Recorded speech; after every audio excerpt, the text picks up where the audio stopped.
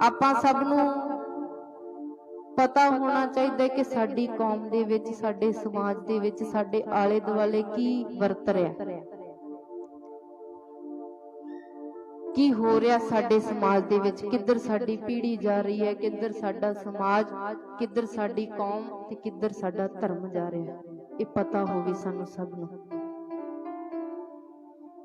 अक्सर कहा जाता है कि जिहड़ियां कौमां दा इतिहास नहीं हुंदा उन्हां कौमां दा भविख भी नहीं जी हुंदा। बड़े ही दुखी हिरदे दे नाल आप सब नूं कहना पैंदा है, देखो जिहड़ा साडा सिख इतिहास है ना, जो असी अपनियां मावां तो सुनदे आ रहे हां, अपनियां दादियां दी गोद दे विच बैठ के सुनिया, ओ इतिहास वो अपने दादे दियां कहानियां विचारां जो जीवन दे विच बतीत कीता, जीवन दे विच जिन्हां विचारधारा नूं लैके चले, हिंदू धर्म दी रखिया कीती। छोटे साहिबजादियां ने अपनी दादी दी गोद दे विच बैठ के सुनिया। वो इतिहास नूं अज खोजियां चालां दे नाल खत्म करन दी कोशिश कीती जांदी है। वेखो अज तो 10 साल पहला भाई बलदेव सिंह जी सिरसा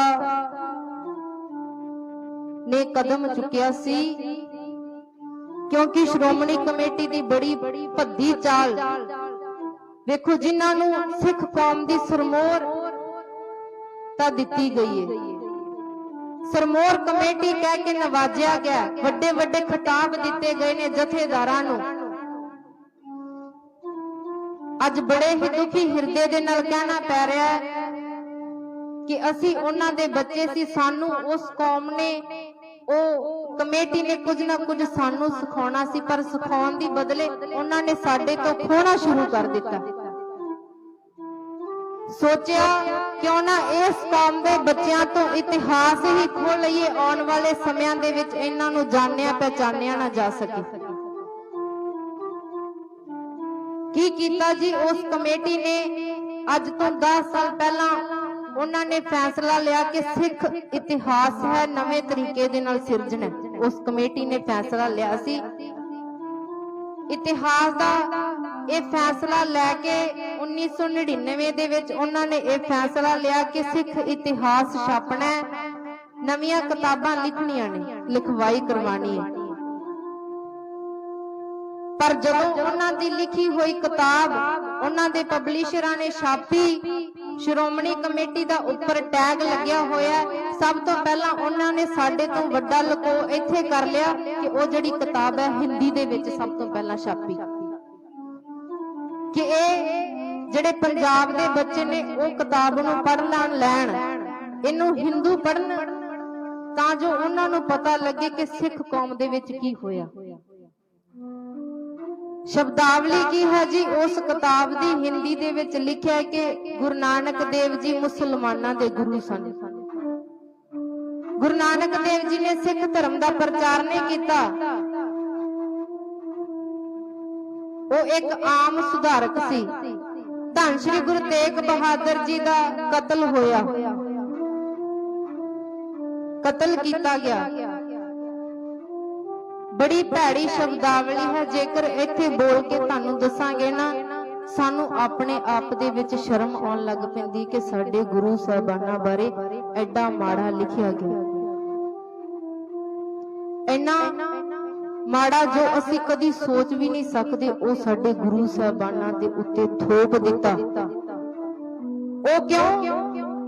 क्योंकि आने वाले समय दे विच ये बच्चे इतिहास पढ़नगे, फिर पुछणगे अपने वड्डियां नूं कि तुसीं सानू ये इतिहास एवें पढ़ाई जांदे हो, इहदे विच तां लिखिया गुरु नानक देव जी चोरियां करदे सन, डाके मारदे सन, बंदा बहादुर जी आम जनता दा खून चूसदे सन, तुसीं तां सानू एवें उन्हां दी बहादुरी दे गीत सुणाउंदे रहे,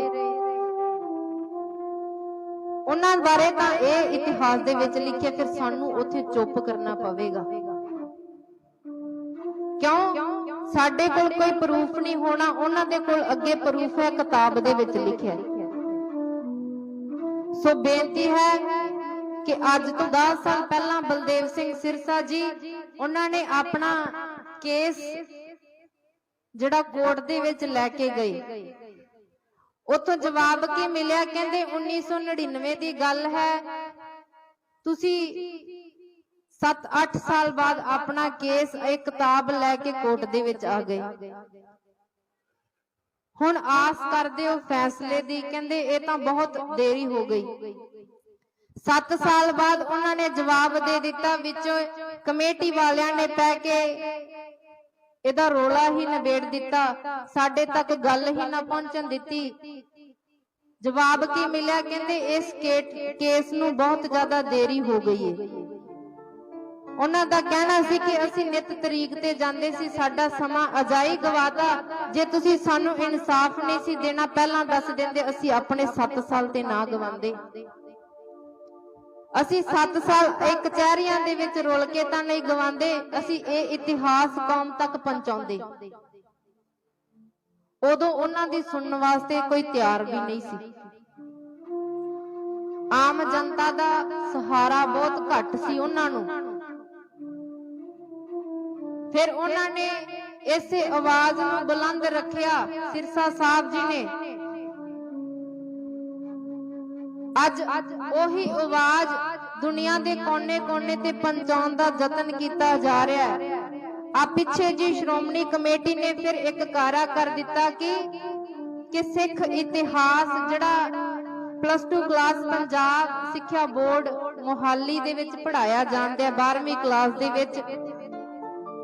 ਪਹਿਲਾਂ ਤੇ ਕਹਿੰਦੇ ਜੀ ਇਸ ਸਿੱਖ ਇਤਿਹਾਸ ਦਾ ਕੋਈ ਲੈਣਾ ਦੇਣਾ ਹੀ ਨਹੀਂ ਬੱਚਿਆਂ ਦੇ ਨਾਲ, ਇਹਨੂੰ ਖਾਰਜ ਕਰ ਦਿਓ, ਇਹਨੂੰ ਪੜਾਇਆ ਨਹੀਂ ਜਾਣਾ ਚਾਹੀਦਾ ਬੱਚਿਆਂ ਨੂੰ, 12ਵੀਂ ਕਲਾਸ ਦੇ ਬੱਚਿਆਂ ਨੂੰ ਕੋਈ ਲੈਣਾ ਦੇਣਾ ਹੀ ਨਹੀਂ ਇਸ ਇਤਿਹਾਸ ਦਾ। ਫਿਰ ਕੌਮ ਦੇ ਵੱਡੇ ਵੱਡੇ ਕਹਿੰਦੇ ਕਹਾਉਂਦਿਆਂ ਨੇ, ਵੱਡੇ ਵੱਡੇ ਪ੍ਰਚਾਰਕਾਂ ਨੇ ਰੋਲਾ ਪਾਇਆ ਕਿ ਇਹ ਇਤਿਹਾਸ ਜਿਹਦੇ ਤੋਂ ਪੜ੍ਹ ਕੇ ਬੱਚੇ ਸਿੱਖਦੇ ਨੇ, ਜੇ ਉਹਨੂੰ ਖਤਮ ਕਰ ਦਿੱਤਾ ਸਾਡੀਆਂ ਆਉਣ ਵਾਲੀਆਂ ਨਸਲਾਂ ਖਤਮ ਹੋ ਜਾਣਗੀਆਂ। ਚਲੋ ਉਹ ਤਾਂ ਬਚਾ ਲਿਆ। ਫਿਰ ਜਿਹੜਾ ਨਵਾਂ ਇਤਿਹਾਸ ਲਿਖਿਆ ਗਿਆ +2 ਦੀ ਕਲਾਸ ਦੇ ਲਈ ਇਤਿਹਾਸ ਲਿਖਿਆ ਗਿਆ, 1003 ਬੱਚਿਆਂ ਨੂੰ ਉਹ ਕਿਤਾਬਾਂ ਪਹੁੰਚੀਆਂ ਨੇ।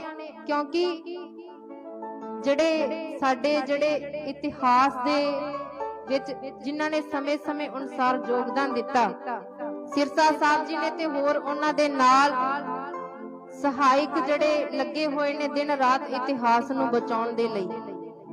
ਫਿਰ ਆਵਾਜ਼ ਉਠਾਈ, ਉਹ ਕਿਤਾਬ ਨੂੰ ਉੱਥੇ ਰੋਕ ਲਏਗੀ ਕਿ ਅੱਗੇ ਨਾ ਪਹੁੰਚ ਸਕੇ। ਪਰ ਫਿਰ ਵੀ 300 ਕਿਤਾਬਾਂ ਦੀ ਛਪਵਾਈ ਹੋਈ, 1000 ਤੋਂ ਉੱਪਰ ਬੱਚਿਆਂ ਨੇ ਉਹ ਕਿਤਾਬਾਂ ਪੜ੍ਹ ਵੀ ਲਈਆਂ।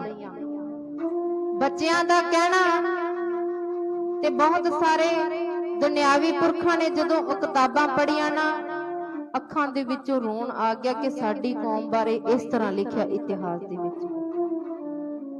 ਫਿਰ ਬਲਦੇਵ ਸਿੰਘ ਸਿਰਸਾ ਦੇ ਕੰਨਾਂ ਦੇ ਵਿੱਚ ਆਵਾਜ਼ ਪਈ, ਜਿਨ੍ਹਾਂ ਨੇ ਬਹੁਤ ਵੱਡਾ ਯੋਗਦਾਨ ਕਿਸਾਨਾਂ ਦੇ ਇਹ ਮੋਰਚੇ ਦੇ ਵਿੱਚ ਵੀ ਦਿੱਤਾ, ਬਹੁਤ ਵੱਡਾ ਯੋਗਦਾਨ ਰਿਹਾ ਹੈ ਬਲਦੇਵ ਸਿੰਘ ਸਿਰਸਾ ਜੀ ਦਾ। ਫਿਰ ਉਹਨਾਂ ਨੇ ਆਵਾਜ਼ ਉਠਾਈ, ਅੱਜ 50 ਦਿਨ ਹੋ ਗਏ ਨੇ ਉਹਨਾਂ ਨੂੰ ਮੋਹਾਲੀ ਸਿੱਖਿਆ ਬੋਰਡ ਅੱਗੇ ਧਰਨਾ ਲਾਇਆ ਕਿ ਇਹ ਜਿਹੜੀਆਂ ਕਿਤਾਬਾਂ ਨੇ 300 ਕਿਤਾਬਾਂ ਨੇ ਉਹਨਾਂ ਨੂੰ ਵਾਪਸ ਮੰਗਵਾਇਆ ਜਾਵੇ ਜਿੱਥੇ ਜਿੱਥੇ ਗਈਆਂ ਨੇ।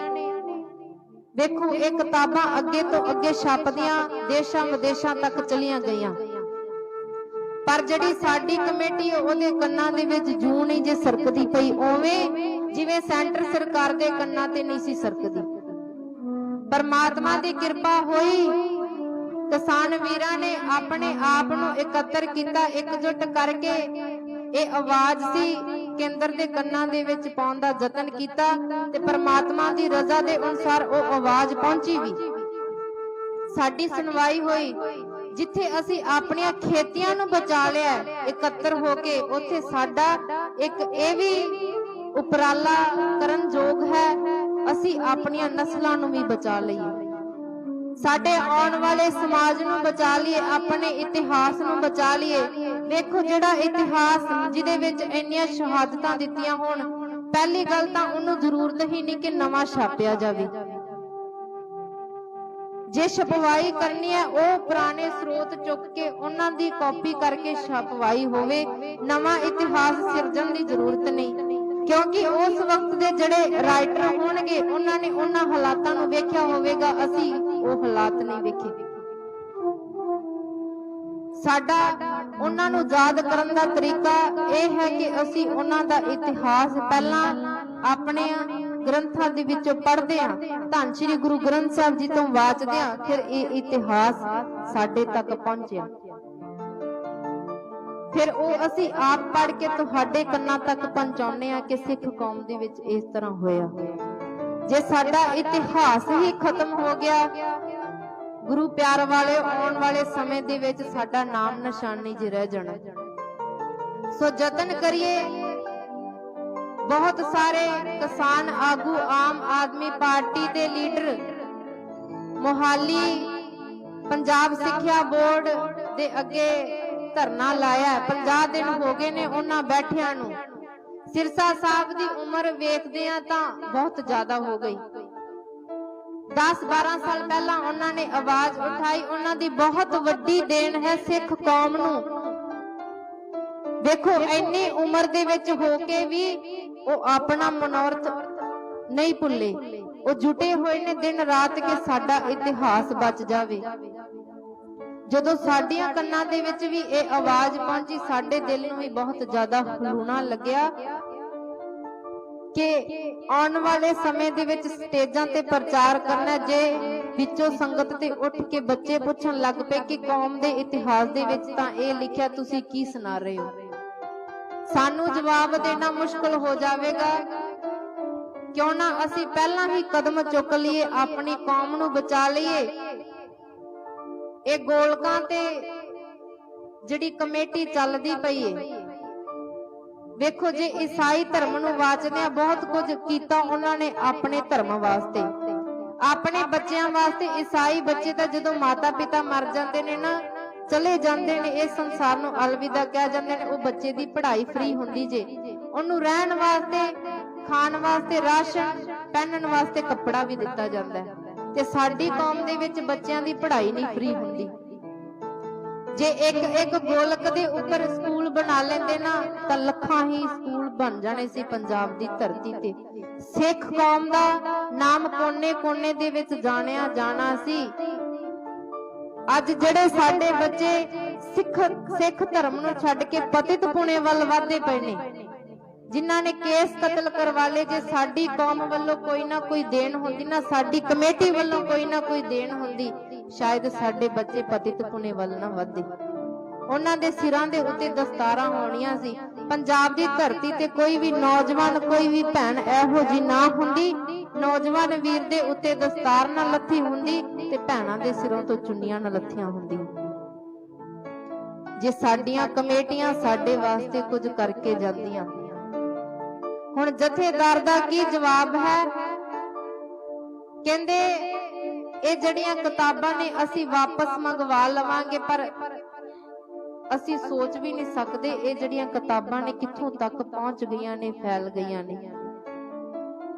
ਪਤਾ ਨਹੀਂ ਕਿੱਥੇ ਕਿੱਥੇ ਇਹਨਾਂ ਨੇ ਇਤਿਹਾਸ ਨੂੰ ਗਲਤ ਕਰਕੇ ਤਰੋੜ ਮਰੋੜ ਕੇ ਲਿਖਿਆ, ਕਿਵੇਂ ਕਿਵੇਂ ਲਿਖਵਾਇਆ ਗਿਆ। ਵੇਖੋ ਜਿਨ੍ਹਾਂ ਦਾ ਢਿੱਡ ਹੀ, ਪੇਟ ਹੀ, ਰੁਜ਼ਗਾਰ ਹੀ, ਕਾਰੋਬਾਰ ਹੀ ਸਿੱਖ ਕੌਮ ਦੇ ਉੱਪਰ ਚੱਲਦਾ, ਉਹੀ ਕਮੇਟੀ ਅੱਜ ਘੁਣ ਬਣ ਕੇ ਸਿੱਖੀ ਦੀਆਂ ਜੜ੍ਹਾਂ ਦੇ ਵਿੱਚ ਬਹਿ ਗਈ, ਖਾ ਗਈ ਸਿੱਖੀ ਦੇ ਬੂਟੇ ਨੂੰ। ਇਹ ਸਾਡੀਆਂ ਕਮੇਟੀਆਂ ਸੁਧਰ ਜਾਣ, ਸਾਨੂੰ ਬੋਲਣ ਦੀ ਜ਼ਰੂਰਤ ਨਹੀਂ। ਬੋਲਣਾ ਤਾਂ ਪੈਂਦਾ ਜੇ ਕਿਉਂਕਿ ਜਦੋਂ ਸਾਡੇ ਗੁਰੂ ਸਾਹਿਬਾਨਾਂ ਦੇ ਉੱਪਰ ਕੋਈ ਨਾ ਕੋਈ ਇਲਜ਼ਾਮ ਲੱਗੇ, ਸਾਡੇ ਇਤਿਹਾਸ ਨਾਲ ਖਿਲਵਾੜ ਹੋਵੇ, ਸਾਡੀਆਂ ਆਉਣ ਵਾਲੀਆਂ ਨਸਲਾਂ ਨੂੰ ਖਤਮ ਕੀਤੇ ਜਾਣ ਦੀ ਸਾਜ਼ਿਸ਼ਾਂ ਬਣਾਈਆਂ ਜਾਂਦੀਆਂ ਹੋਣ, ਫਿਰ ਬੋਲਣਾ ਪੈਂਦਾ ਜੀ। ਇਸ ਲਈ ਆਪਾਂ ਫਸਲਾਂ ਤੇ ਬਚਾ ਲਿਆ ਨੇ, ਹੁਣ ਨਸਲਾਂ ਵੀ ਬਚਾ ਲਈਏ। ਇਹ ਬੇਨਤੀ ਹੈ ਆਖਰੀ ਕਿ ਜਰੂਰ ਜਿਵੇਂ ਕਿਸਾਨ ਵੀਰਾਂ ਦੇ ਨਾਲ ਰਲ ਮਿਲ ਕੇ ਸਾਥ ਦਿੱਤਾ ਸੀ, ਪਰਮਾਤਮਾ ਦੀ ਕਿਰਪਾ ਹੋਈ, ਜਿੱਤ ਪ੍ਰਾਪਤ ਹੋਈ, ਉਵੇਂ ਅਸੀਂ ਵੀ ਜਿਹੜੇ ਸਾਡੇ ਸਿੱਖ ਕੌਮ ਦੇ ਕਮੇਟੀਆਂ ਨੇ, ਜਿਨ੍ਹਾਂ ਨੂੰ ਵੱਡੇ ਵੱਡੇ ਅਹੁਦਿਆਂ ਤੇ ਬਿਠਾਇਆ ਗਿਆ, ਪਦਵੀਆਂ ਦੇ ਕੇ ਨਵਾਜਿਆ ਗਿਆ, ਉਹਨਾਂ ਦੇ ਕੰਨਾਂ ਤੱਕ ਵੀ ਇਹ ਆਵਾਜ਼ ਪਹੁੰਚਾ ਦਈਏ। ਜਰੂਰ ਇਕੱਠੇ ਹੋ ਕੇ ਮੁਹਾਲੀ ਜਾਈਏ। ਸਿਰਸਾ ਸਾਹਿਬ ਜੀ ਦਾ ਬਹੁਤ ਵੱਡਾ ਯੋਗਦਾਨ ਹੈ। ਐਡੀ ਉਮਰ ਹੋਣ ਦੇ ਬਾਵਜੂਦ ਵੀ ਆਪਣੇ ਇਤਿਹਾਸ ਦੇ ਨਾਲੋਂ ਨਹੀਂ ਟੁੱਟੇ, ਅਜੇ ਵੀ ਲਗਨ ਹੈ ਇਤਿਹਾਸ ਦੇ ਨਾਲ। ਸੋ ਅਸੀਂ ਵੀ ਉਹਨਾਂ ਦਾ ਯੋਗਦਾਨ ਦਈਏ, ਵੱਧ ਚੜ ਕੇ ਹਿੱਸੇ ਪਾਈਏ, ਤਾਂ ਜੋ ਆਉਣ ਵਾਲੇ ਬੱਚਿਆਂ ਨੂੰ ਅਸੀਂ ਸੰਭਾਲ ਸਕੀਏ।